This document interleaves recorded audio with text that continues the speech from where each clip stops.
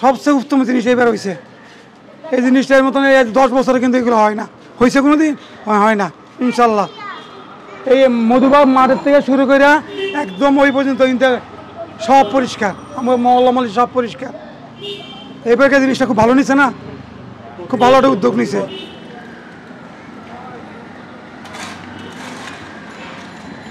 এই গরু জব দেওয়ার সাথে সাথে এসে ময়লা নিয়ে গেছে, কাজকাম সবই পরিষ্কার করছে।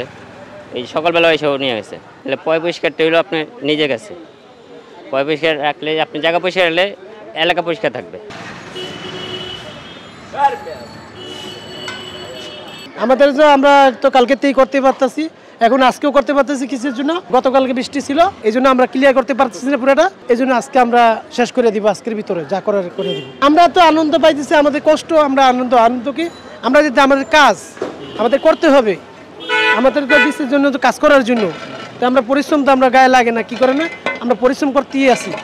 কালকেতে ধরে আজকে পর্যন্ত শেষ করে সমাধান করবো আমরা ইনশাআল্লাহ। গত বছর থেকে এবার অনেক একটু বাড়ছে ময়লা, এখন পরিশ্রম হয়েছে অনেক।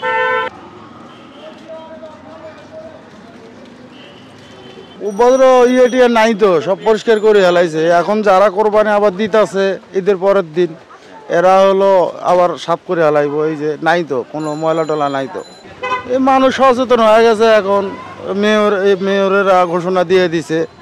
এই কারণে ভালো লাগছে, যারা পরিশ্রম কর্মী যারা পরিষ্কার করে এরাও ভালো পরিশ্রম করিয়া এগুলা বজ্রগুলো সরাই ফেলাইছে। এইভাবে পরিষ্কার পরিচ্ছন্ন করলে তাহলে তো আমরা ধন্য। ঢাকা সিটির মানুষ অনেক পাবে, উৎসাহতা পাবে, নোংরা থাকবে না। আগের মতো তো আর এই যে ময়লা টলা থাকে না।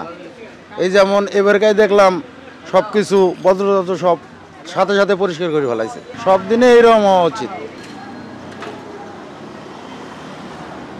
সংবাদ, ফিচার ও অনুষ্ঠানের জন্য ভিজিট করুন সংবাদ প্রকাশের ওয়েবসাইট এবং যুক্ত থাকুন ফেসবুক পেজ ও ইউটিউব চ্যানেলের সঙ্গে।